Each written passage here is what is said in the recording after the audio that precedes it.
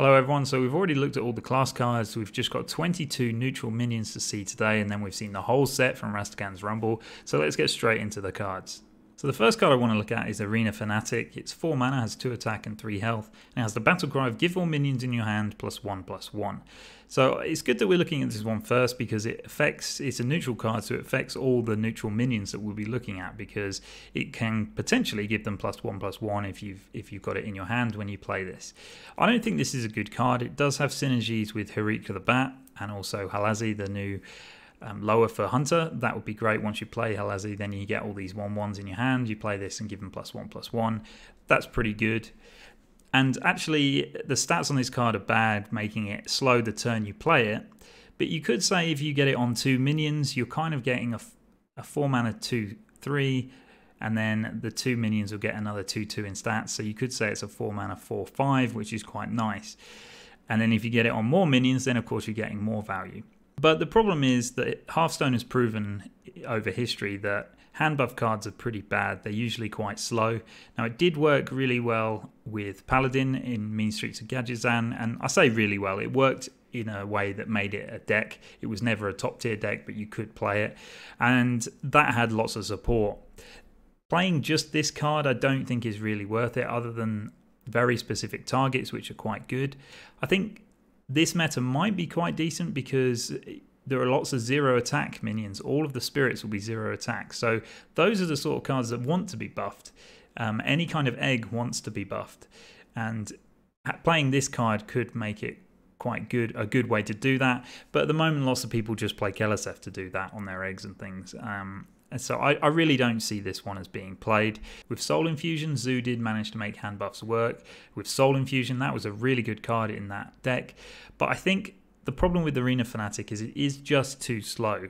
Playing Soul Infusion only costs 1 mana, and giving a minion +2/+2, it really synergizes well with the deck. You could play this in Zoo and buff a lot of minions and get some value out of it, but I think just the fact that it costs 4 mana and only has 2/3 in stats is just too slow. So I don't really see this being played too much, but if you wanted to make a specific hand buff deck, then this does help. And next we've got the Arena Patron. So speaking of ones that wouldn't mind a 1/1 buff, this is a 5 mana 3/3 Arena Patron. Overkill, summon another Arena Patron. This isn't very good. So if you play this on turn 5 for a 3/3, you're unlikely to get an overkill with it. Even if you manage to give it rush, which you can do with certain other cards, it's not going to really be worth it. Grim Patron, which is kind of what the card is based on, was a 5 mana 3/3 that you could, when it was damaged, it would summon another one. So you could trigger it with loads of warrior effects, but dealing overkill with a 3 attack minion is quite difficult because the minion you're killing has to have 2 or less health. So I don't really see this working. Buffed with Keleseth and maybe the Arena Fanatic that we looked at before, maybe you can make it work, but it's not really worth it because if you do buff it, the card that it summons, the second one will still be a 3/3. So for me, not a good card. Next one is Arena Treasure Chest. So this is 4 mana, 0 attack, 4 health, and Death Rattle draw 2 cards. So this is a really interesting one because drawing 2 cards is a really powerful effect. A lot of classes have spells that cost 3 mana to draw 2 cards. So actually this could be very good. The problem is that you need to activate it to kill it. If you just played it as a 4 mana 0/4, your opponent can just leave it and they don't really care about it. Maybe they would get rid of it in a board clear and you'd get 2 cards, but otherwise it just sticks. It's not a beast, so you can't buff it with Houndmaster and that type of stuff. It's just a chest, so you would have to play other specific cards to buff it with. Arena Fanatic we looked at, yes, that can work, and obviously Prince Keleseth, yes, but there are better ways to draw cards, I think. I don't really see this as being a card that you want to play at all. And next we have the Banana Buffoon. Speaking of cards that can buff other cards, this is a 3 mana, 2 attack, 2 health minion. Battlecry, add 2 bananas to your hand, and these bananas are 1 mana spells that give a minion +1/+1. Bananas have been around in the game for a while. You can get them from other cards, but they're never really that useful, I don't think. It could work in a Quest Paladin deck. This is give you small buffs to actually help you complete that quest in Quest Paladin. And pretty nice to be able to play this on turn 3 and have those early buffs early on. But when you think about it, if you played those buffs on this card, then you're spending 5 mana to get a 4/4. So it's not very good. unless you're trying to synergize having small spells in your hand, or you're trying to get a bigger hand size to do other things, I don't really see this as being that worthwhile. And next we've got Booty Bay Bookie. It's a battle cry, give your opponent a coin, 2 mana 3/3. Good stats for a 2 mana card. So usually cards that have got good stats, they have a downside. Unfortunately, I think this is a very big downside. You don't want to give your opponent a coin because the coin is not difficult for them to play on their turn. It's really easy to get it out and it gives them a benefit of giving them extra mana. So the benefit of you having a 2 mana 3/3 is just thrown out of the window when they can just play their coin and play a much bigger minion than you've just played. Now, it will have its uses because we've seen quite a few cards that when you play them, they give cards to your opponent. And that is a good way to mill them because the coin isn't as valuable as one of their own cards, you would argue. So if you played this first and then played a naturalize, you might be able to burn an extra card from your opponent in Druid, for example. But outside of that, I don't think you would really want to do this. It is a 2 mana card, so if you played this with something like Call to Arms, that would be awesome in Paladin because it comes out and you don't have to give your opponent a coin. But there are also some other really good 2 mana minions to use for that. So I don't really see it being used there, and actually I probably don't think this will see play. And then we got the Chiti Anklebiter, another kind of meh card. He's a 2 mana 2/1, so the stats are weak, but he has lifesteal with the battle cry of deal 1 damage. So the lifesteal works when you do that 1 damage, you will heal 1 health, and you'll also deal 1 damage, and then you also have lifesteal with the attack of the minion when your opponent wants to trade into it if they do. That's kind of okay. I'll probably say this quite a lot in this video, but people won't play this card while you can play Prince Keleseth because I see this as quite a weak 2-drop, and the only 2-drops you're going to play over putting Keleseth in your deck have got to be really good, unfortunately. So this one isn't really worthwhile. It synergizes well with Zoo because of their the heal Zoo mechanics where they want to heal things up, but I think Keleseth works so much better for them in that deck, so I don't really see this one being played. Not right now anyway, maybe when Keleseth rotates out. And then next we've got the Dozing Marksmen, which is a 2 mana, 0 attack, 4 health. Has +4 attack while damaged. So this is another card which wants to be buffed. You could use the bananas on this. You could use the Arena Fanatic to buff it originally. So it's 2 mana, 0/4, which actually isn't really that powerful in stats. It's just if you put distribute the attack and health, it's a 2 mana 2/2. But if it gets damaged, it has +4 attack. So in certain decks, this could be excellent. If you have buffed it some way, you couldn't play it in the same deck as Keleseth. But if you have buffed it, then it could be a really strong sort of tempo play early on. It's also not a bad card to play in Priest because of it's got relatively high health, so you can use your hero power to heal it up.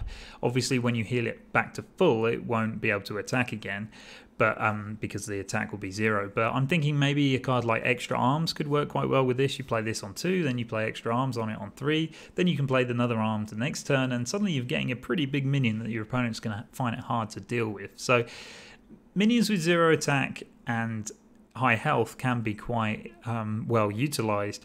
I just think having the condition like this makes it kind of useless. If you just played this on the board and your opponent hasn't got 4 health to attack into it, they might just leave it and then deal with it when they can. So it will have its uses, but again, not a consistent card. Next, we've got the Dragonmaw Scorcher. He's a 5 mana 3/6 dragon. Battlecry, deal 1 damage to all other minions. You do have the Dread Infernal in Warlock, which for 1 extra mana does the same thing, but you get +3 extra attack. That didn't really see a lot of play in Warlock, it did in certain decks, but this one, I think the stats are relatively weak, but it's a neutral card, and that is quite important because this is a very good way to deal with token decks and particularly Odd Paladin. If Odd Paladin is still quite strong in the new expansion, just put 1 of these in here or 2 of these in here, and then on turn 5 you can help to deal with some of their Silverhand recruits. Also, the fact that it's a dragon will help to synergize in dragon decks. Warrior loves to deal 1 damage to all minions, so it could be a deck that supports a Dragon Warrior deck. But whilst it has a pretty good effect, I think the stats are pretty weak. So maybe you'll play it in a dragon deck for the extra synergy, but overall it's probably one of the weaker dragons. Next up, we've got the Jakari Trickster, and this is quite a nice card actually. It's 3 mana, 3 attack, 4 health, so nice stats to be able to play for a 3 mana card. The battle cry is give each player a copy of a random card from their opponent's deck. So you give them one of your cards and they give you one of theirs. You don't lose those cards, they're just copies. So this, I think, is quite an interesting one. It could go really well in any kind of thief deck because it just gives you you play a nicely statted minion and you get a card which will synergize with the rest of your thief cards. And also maybe in priest you could play this with Princess Talanji if you get a big minion from your opponent's deck. The problem with cards like this is that cards in your opponent's deck synergize with their deck. They don't always synergize with yours, so you could get a bad one. But this card's going to be a lot of fun to play with because remember, it's a neutral card, and what that means is that any class can play it, and what that means is that any class can have any other card in the game of Hearthstone. And that kind of thing leads to some really cool possibilities when you can get other cards which aren't usually available to your class. Obviously it's completely random, but it will lead to these situations that will be quite funny. So a nice one, and if you're playing that sort of deck, there's not really much of a downside because the stats are quite good and you're drawing a card that will synergize with your other thief synergizes, like in Rogue, for example, helps with Test Greymane and that kind of stuff. So a pretty cool one. Next up is the former champ. He's a 5 mana 1/1 and he has the battle cry of summon a 5/5 hot shot. So this is okay. You're basically getting 6/6 of stats, but 6/6 of stats split across 2 minions probably isn't as good as 6/6 on one minion. And the reason I say that is because this 1/1 would die very easily and your 5/5 will die easier than a 6/6. So it's kind of not really going to be that great. But you can synergize this with the double battle cry from the shark spirit. So if you do use it with the shark, then you get a huge value play that turn. But I don't think it's really worthwhile putting in that deck. I think Blizzard just prints these cards just to kind of nerf the evolve mechanic a little bit. So when you're using unstable evolution, you're going to get this as a 5-drop sometimes, which can be quite funny if it happens to your opponent. Next up, we've got the Gurubashi Offering. It's a 1 mana, 0 attack, 2 health card. At the start of your turn, destroy this and gain 8 armor. This isn't a very good card to me. 1 mana to gain 8 armor is great. That a lot of classes would like that, especially against aggro. But to be honest, if you're playing this and you're not playing it on turn 1, then it's unlikely to survive until the next turn for you to gain 8 armor. Your opponent can just kill it if they think you're going to get 8 armor out of it, and then you don't get it. There's no point in buffing it because it will still die at the start of your turn. So I really don't see why this would be played. If you printed a card that was 1 mana gain 8 armor, maybe that would see played in some classes, but this one just doesn't really work. Next we've got the Halftime Scavenger. It's a 4 mana, 3 attack, 5 health minion that has stealth and overkill gain 3 armor. So this is a bit of a strange card because stealth does work quite well with overkill because of course unless it has rush you can't overkill with it on the turn it's played, but the stealth helps it to survive to the next turn so that you can potentially trigger the effect. Now the stats are quite weak for a 4 mana card, but this one it does have stealth and it does have overkill, so it would be difficult to specify how valuable overkill will be until it really we play with it and see how often it happens. But this card specifically would be a very defensive card to play against aggressive token decks, for example, Odd Paladin. I keep bringing up Odd Paladin, but it's because I've played so many of them over the last few months. But if this is on the board in stealth, next turn you can trade it in and gain 3 armor. That is pretty decent, and if you are trading into a small minion you could probably trade it in 2 or 3 times and then you're gaining more and more armor. So I think defensively it's a very good card, but the only way I see this card being played is if we see a meta that has lots of small minions in it, such as Odd Paladin. Otherwise I don't really see people playing this one, to be honest. Next is the Helpless Hatchling. This has Death Rattle, reduce the cost of a beast in your hand by 1. It's a 1 mana 1/1 card. I don't really see a good use for this right now. Reducing the cost of beast is great because all the lowers are beasts. Well, almost all of them are lowers. There's a lot of new beasts that they've introduced into this, so you could create some power plays and you could play 2 of these to reduce 1 by 2. But it is a random beast in your hand. It's not always going to hit the one you want. Do you really want to be playing a beast deck with only 1 beast in it? I can't really see a use for this right now, but maybe in the future there'll be some pretty cool beast combos that we can use this card with. This next card is called Cream Peddler. I quite like the idea of this card. 4 mana, 3 attack, 5 health. Battlecry, if you control a frozen minion, gain 8 armor. This card's not bad because of the effect of gaining armor onto a minion that is pretty well statted. Could do with maybe 1 more attack. It could be quite a good effect. The problem is, and the reason why I don't think it's a good card that will be played, is how often are you going to get this effect to happen? There aren't that many classes that can freeze your own minions, and if you do that, you have to freeze your own minion, so that's a little bit pointless. Otherwise, you're waiting for your opponent to freeze your minion. So unless freeze really becomes into the meta, I really don't see the point in playing Cream Peddler. And actually, the effect of gaining 8 armor, although it's quite nice, is it actually crucial? It can be crucial in Warrior because it can synergize with other cards. It can be crucial if you're playing against aggro decks because it gives you some more health. But really, do you want to do that? I don't think so. So at the moment, this card I don't think will see play. Next up, we've got a really cool card. This is called the Mahjong Enforcer. He costs 8 mana, but he only has 2 attack and 14 health. He's got Taunt and Divine Shield. So when you add the stats up, and if you even them out, it would be an 8 mana 8/8, which is fairly standard, but it has Taunt and Divine Shield. So that adds some good stat value to this card. So I don't think you would want to play this, like the obvious use of it is, oh wow, I've got this huge minion, I put it on the board to really protect me against aggro.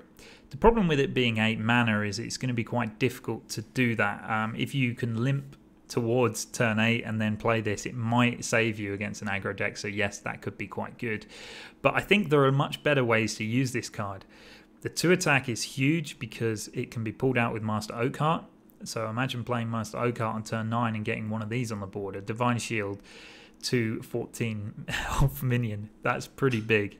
That's pretty awesome. And if it is on the board, if you've played it, it's a sort of card that you would love to play Divine Spirit and Inner Fire on. You just have to have those 2 cards and suddenly you can do 28 attack. And because of it's got Divine Shield, over 1 turn it might not lose that much health because your opponent has to hit the Divine Shield first, which means you'll have more health, which means you might be able to do that 28 damage in 1 turn. So if this is on the board, you just play a Void Ripper and it's got 14 attack. Priests can also use Topsy Turvy on it. So there are lots of cool uses for this. I think to put it into your deck, if you were to play this just as you wanted to protect yourself, I don't think it's probably worthwhile doing that. I think it needs to be pulled out with Oakheart or using this Inner Fire. Lady in White would also work really well with it. That type of thing, because if you put that in your deck, yes, when you come up against aggro decks, sometimes you'll put this down and feel like a king because they can't get past you. But then you'll play a control or a combo deck and you just put it down and they'll just clear it with 1 spell, or they'll just over a few turns chip away at it with their minions, and because it's only got 2 attack, it doesn't really impact them. So I think if you play it in the right deck, this one will be really cool. So I'm really looking forward to trying this one out. Next up, we've got the Ornery Tortoise. He's 3 mana, 3 attack, 5 health, and is a beast. And he has the Battlecry of deal 5 damage to your hero. So I mentioned before that these cheaper minions with good stats often have a downside. Well, dealing 5 damage to your hero is a pretty huge downside in some ways, but in Heal Paladin this could be very good because it's another way that you can later activate your heal cards, so you love that. It can also help with Warlock to activate certain cards that they have. I think the 5 damage is probably a little bit too much to go into Warlock, but another deck which might use it, Odd Paladin, but hopefully not, because it's 3 mana. Having these powerful stats on a minion that's quite difficult to get rid of could go quite well into Odd Paladin.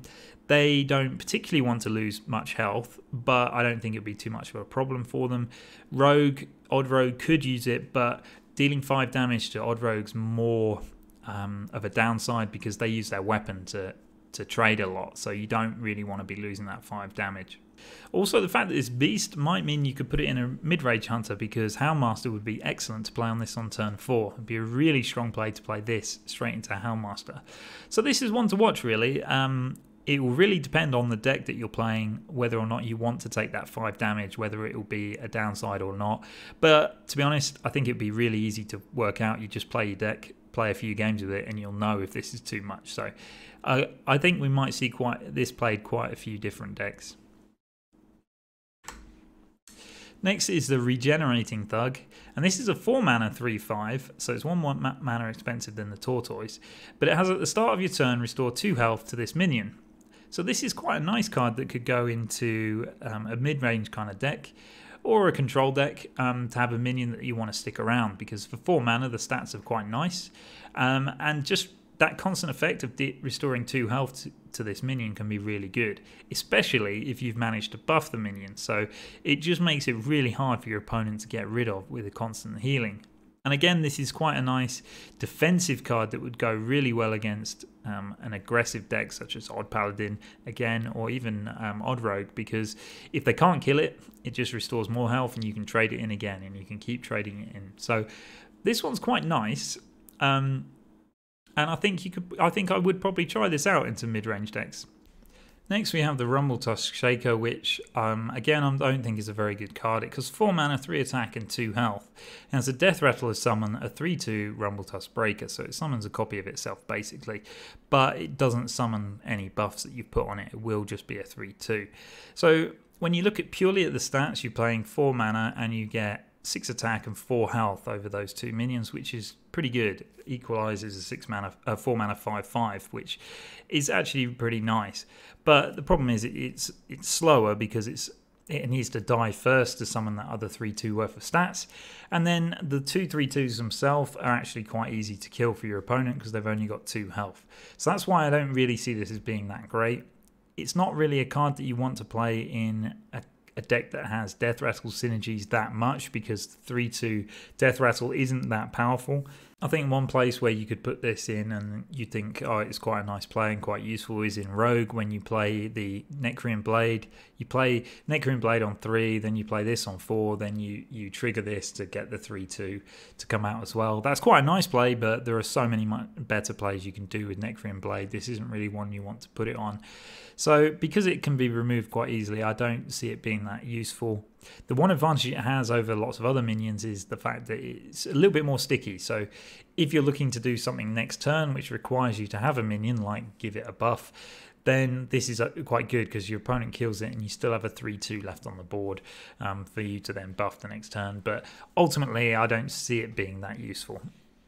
Next up is the Scarab Egg, and this one's quite interesting. It's 2 mana, 0 attack and 2 health, and it has Death Rattle summon 3 1/1 Scarabs. So we did see the Haunted Creeper in Naxxramas. That's not in Standard anymore, but that was a 2 mana 1/2 spider that summoned only 2 spiders, and this summons 3 Scarabs, so that's the difference. But the huge advantage of that is that you didn't need to activate the Haunted Creeper because it already had 1 attack. This, however, has 0 attack, so you do have to buff it somehow. So you can't play it with Prince Keleseth because it does cost 2 mana. But I think once Keleseth rotates out, there are lots of decks that would kind of like to use this card if it could be activated nicely, because there are lots of decks that love to have little tokens. Potentially Even Shaman might like this as well, because Even Shaman does run the Flame Tongue totem. They also run the Dire Wolf, which could activate this, and then when the egg dies, it summons the 1/1 Scarabs, which also synergize really well with the totem and the wolf.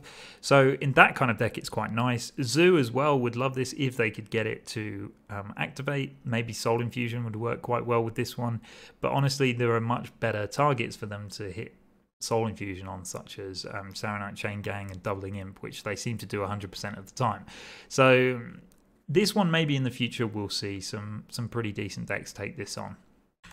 Next up is the Serpent Ward, and this is probably my least favourite card in the set. It costs 2 mana, has 0 attack and 2 health. It is a totem and is neutral, so everyone gets a totem. But at the end of your turn, you deal 2 damage to the enemy hero. This isn't really that useful. I don't see many instances where you would want to play this. The effect is just so slow. Dealing 2 damage to your opponent is alright for 2 mana, but they can just kill this very easily, and then you haven't put any tempo onto the board. All you've done is deal 2 damage to them on the turn that you play it. Now, if you manage to get it to stick around, yes, that damage can build up over time if you synergize it with some other cards in your deck that do damage to your opponent's face, such as the Corrupted Blood, for example. But do you really want this? I don't think so. Like, let's say you put a Spike Rich Steed on it. Yes, it could last a few turns, but not really worth it in my opinion. And this next card is very interesting. It's a 2 mana, 2 attack, 1 health minion, which has the Battlecry of Silence an enemy minion with Taunt. Now, this is very interesting. It is just a tech card, but it's the sort of tech card that aggro decks would play just to push through that final bit of damage, because when your opponent drops that Void Lord, you've got the answer to be able to break through and kill them. However, it is a tech card, and the problem with tech cards is they make your deck weaker unless you can use them in that situation. So if you are playing an aggro deck and this is all you've got to play on turn 2, you need to play it because it fits with your game plan, is putting minions on the board. If you don't play anything, then you're going to be falling behind and not doing what you want to do. So you need to kind of draw this exactly the right time, or if you've got other cards to play, you could save it potentially for that chance. So I don't think people will play this, to be honest. The Black Knight was played in some instances because it had a body that went with it, so it kind of would stick around. It'd be a decent card to play late game to destroy a big enemy taunt minion that you're expecting. But this card, it really has to be used on the turn that you want to kill your opponent, just to clear that taunt and then deal the damage to their face. Because if they play a big taunt minion and you silence it, the taunt minion doesn't die, it's still there. So potentially you might get it to knock off a Divine Shield and it loses its taunt, but it still has those stats that you can use to trade in. So unless you're dealing the final damage to kill an enemy opponent off, it's quite a weak effect for quite weak stats on a 2 mana card. So I don't see this being played unless we see loads and loads of huge taunt minions. And finally for today we have the spell Zurka. This is a 2 mana 2/3 minion and it has spell damage +2 while damaged. So this is quite an interesting one because the 2 mana 2/3 stats are fine, they're quite nice to be able to play on turn 2, but the spell damage +2 effect is pretty huge, and to have that amount of extra spell damage on a minion that only costs 2 can help you to synergize it with other big spells. The issue is that it does need to have only, it does need to be damaged. So you have to realistically just do 1 damage to it, which means that when you're trading it in, will it still be damaged or will it just be dead? That's going to be really hard. In Warrior, you can deal 1 damage to it quite easy, and then you get this extra spell damage. But what kind of spells are you going to use it for? Warpath could potentially work, but the first Warpath you play doesn't get spell damage. The second Warpath you play gets +3 spell damage, and then you can play 2 more if you're playing this in the same turn as well, which will add up to 6 damage rather than just 5 damage for playing 5 Warpaths. So is that really worth it? Probably not. Defile, it could be really interesting. So if you can't quite make the Defile work, you could put this down as well. You would need a 1 health minion. That dies, then the second attack does actually 3 damage, and then after that it would be 1. So that might be an easier way to get over that bump on Defiles, but I'm not so sure. Mage can use this card as well with Blast Wave, because that card would love to have some spell damage, but it's not very easy for Mage to do 1 damage for this. It is very easy with their hero power, but it costs you 2 mana. So if you're playing this, then you're playing hero power, then you're playing Blast Wave, that's 9 mana to deal 4 damage to all minions, whereas Flame Strike is 7 mana. The advantages though, where it could be fantastic, is if your opponent's got quite a few minions on the board, you probably would pay 9 mana to deal 4 damage to all minions and draw a few random spells from it. I think that could be quite a nice play in Mage on turn 9 if you could get 2 or 3 spells out of this from Blast Wave, then yes, you would like to play 9 mana. But then of course it depends on what the board you're playing against is like. But ultimately, I think this could see play. As long as there are 1 or 2 combos that actually work with it, there aren't any downsides to putting this card in your deck too much, because it's a 2 mana 2/3 and quite nice to play on 2 even if you don't use the spell damage. So I think it probably will work in some instances, but it just really depends how often you'll get that to work. Alright guys, that's it. That's all the cards. We've reviewed them all now, so thanks so much for sticking with me while we go through this. It's been fun talking with you guys in the comments, trying to work out the best plays for all of these cards, combos, strategies, etc. I'm really looking forward to the new expansion now. It's going to be great fun playing all these cards and seeing how many of them I've got wrong. So thanks for watching guys, and I'll see you next time.